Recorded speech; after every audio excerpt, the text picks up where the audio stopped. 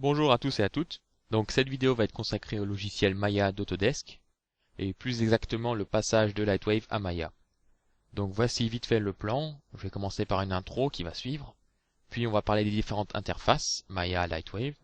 On va voir un peu de modélisation, d'animation, texturing, dynamique et puis pour conclure on va parler de compilation. Donc on n'aura pas le temps de tout voir en détail. Je vais vous présenter un peu de tout sans vraiment aller trop loin. Mais c'est en cherchant soi-même, en appuyant sur les différents boutons qu'on apprend le plus vite. Donc disons que cette vidéo vous sert comme base si vous voulez aller plus loin ensuite dans le logiciel. Si je suis trop rapide ou si je parle trop vite en certains passages, vous n'avez qu'à appuyer sur pause et puis vous regardez de nouveau ce passage. Voilà, j'espère que cette vidéo va vous plaire. Donc voilà l'intro. Donc ça serait plus facile si vous aviez Maya d'ouvert en même temps de la vidéo, si vous avez deux écrans par exemple. Pour ceux qui n'ont pas encore Maya, et si vous êtes étudiant, vous pouvez télécharger une version étudiante sur le site d'Autodesk, qui est valable 3 ans et qui est entièrement gratuite. Si vous le faites ainsi, donc si vous le téléchargez du site, Maya est accompagné de deux autres logiciels. L'un d'eux s'appelle Composite, c'est un programme de compositing, comme le nom l'indique, et l'autre s'appelle Matchmover, c'est un programme pour le tracking. Et ce qui est sympa à savoir, c'est que vous pouvez exporter les scènes de Matchmover en fichier LVS, donc le logiciel est compatible avec Lightwave. Donc voilà, assez parlé des autres logiciels, maintenant passons enfin à Maya.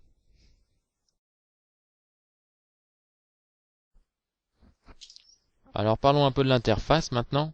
Première chose qu'on va remarquer, c'est que dans Lightwave nous avons le modeler et le layout. Donc d'un côté nous allons modéliser, de l'autre nous allons animer, éclairer et puis compiler. Et bien dans Maya nous avons qu'une seule interface, donc nous faisons tout dessus. En ce qui concerne la disposition des outils et des boutons, dans Lightwave, les boutons qui se trouvent ici à la verticale, nous les retrouvons à l'horizontale dans Maya, ici, avec les raccourcis qui se trouvent ici en dessous. Et puis les différents tabs de Lightwave qui se trouvent ici en haut, nous les retrouvons ici dans Maya, ici dans cette barre-là, donc l'animation, polygone, dynamique, etc. Les différents éditeurs, donc Image Editor, Scene Editor, etc. que nous retrouvons ici dans Lightwave, ils se trouvent ici en bas à gauche dans Maya. Alors voilà, donc comment se déplacer maintenant dans Maya. Alt clic gauche, ça va être pour pivoter. Alt clic droit, c'est zoomer avant, zoomer arrière. Puis Alt, bouton du milieu, c'est se déplacer. Pour centrer l'objet, donc là on n'a pas d'objet, mais pour centrer à nouveau l'image, c'est A, le même raccourci que sur Lightwave. Pour passer en mode 4 vues, vous cliquez ou bien ici sur le petit raccourci à gauche, voilà, ou bien vous appuyez sur barre espace. Et le barre espace fonctionne de telle sorte, si vous mettez votre souris ici sur, sur cette vue-là, pardon, excusez-moi, vous appuyez sur barre espace, vous venez ici. Si vous appuyez à nouveau sur barre espace, les 4 vues, vous mettez votre souris ici, barre espace, et vous venez ici. Voilà, c'est déjà un peu tout pour l'interface. On va passer à la mode.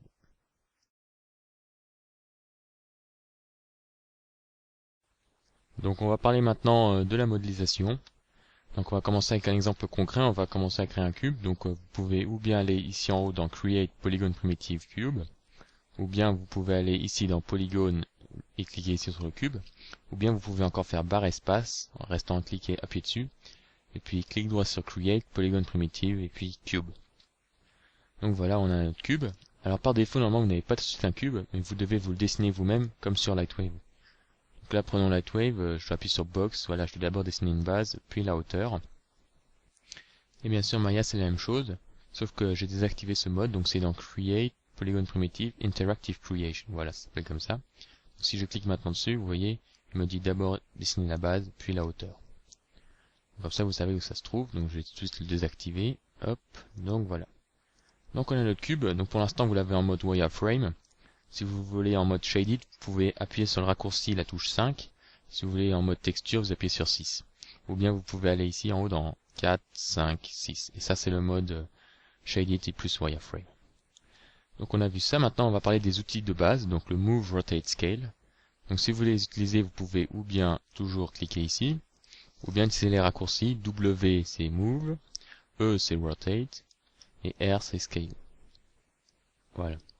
Alors si vous double-cliquez maintenant ici, eh bien vous avez les options par rapport à ces outils qui vont s'ouvrir une fenêtre, ou bien vous pouvez aussi cliquer ici pour ouvrir ou fermer cette fenêtre.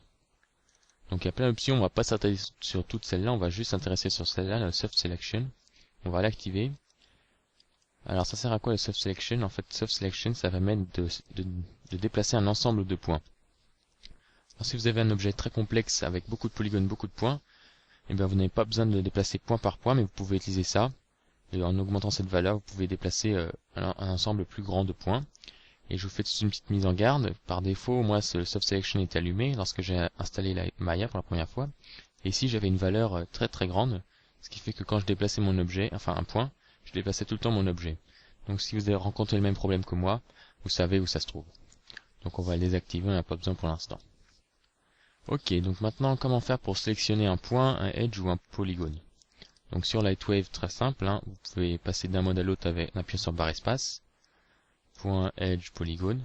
Sur Maya, il faut utiliser le clic droit.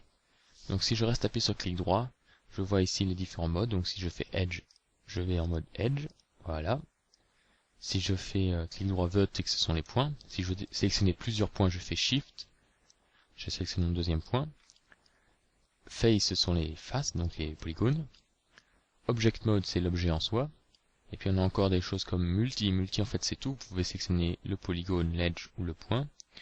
Les UV, on va en parler plus tard lorsqu'on parlera de la texture. Et on a encore le vertex face. Et vertex face, en fait, ça fait une sorte de on-weld sur Lightwave. Donc on va faire exploser les points et on aura chaque polygone non collé les uns aux autres.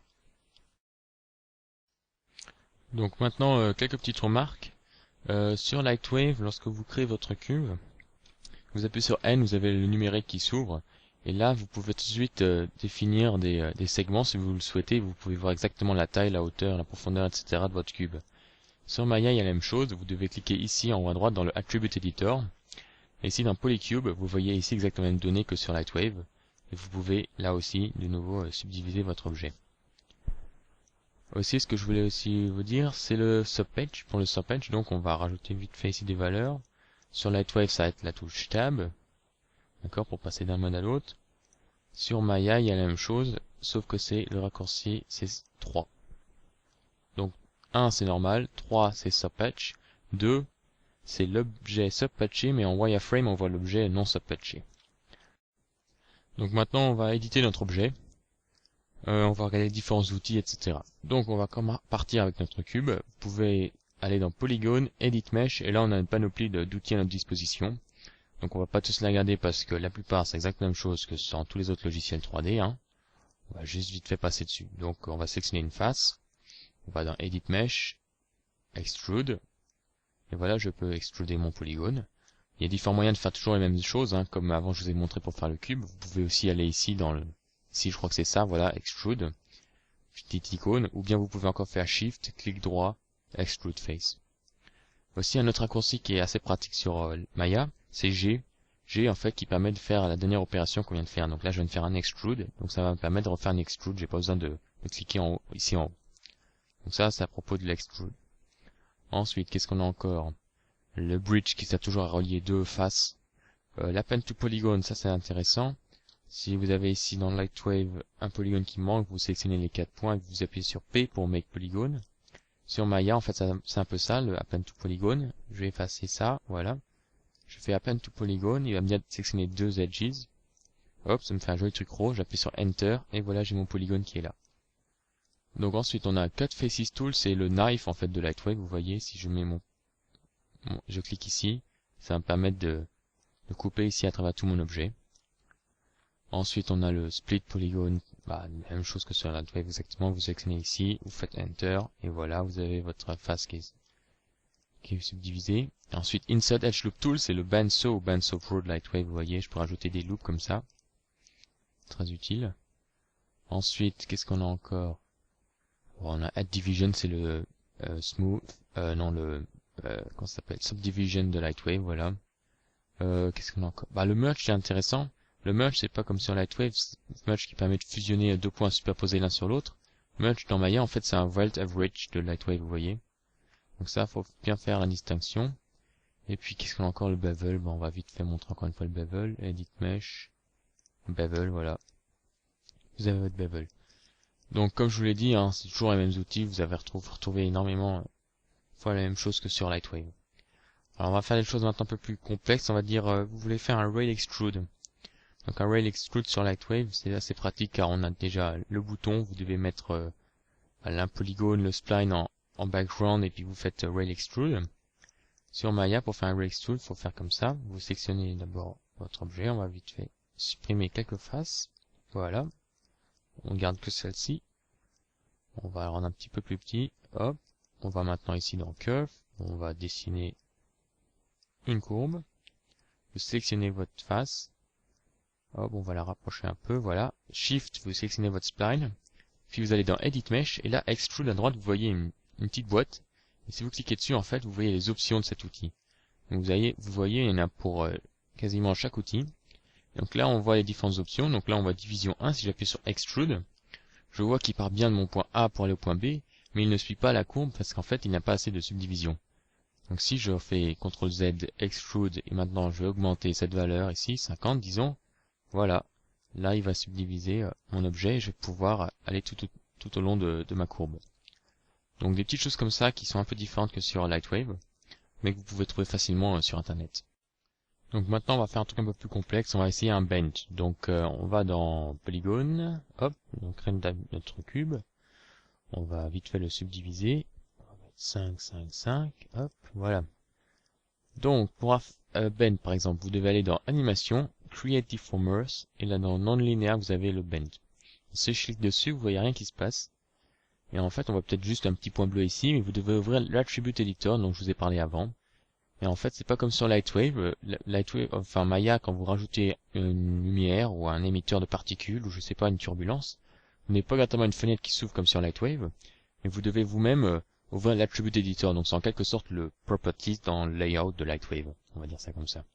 Donc là, si je clique dessus, vous voyez, j'ai le Bend et là j'ai différentes options. Alors si j'augmente ça, on voit ici un petit trait qui augmente. Si je baisse ça, on voit ici un trait qui baisse. Et là, si j'augmente ma courbature, on voit que mon objet se plie. Alors c'est pratique, vous voyez, j'ai pas mal de contrôle. Si je veux qu'il se plie que vers le bas ou que vers le haut, voilà, je peux choisir. Si je veux maintenant qu'il se plie mais dans l'autre sens, il me suffit de faire un E.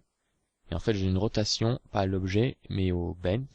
Voilà, si je veux donner exactement 90 degrés, je peux aller ici dans le Layer Settings, Layer Editor, excusez-moi, et ici je peux mettre -Y, je fais exactement -90.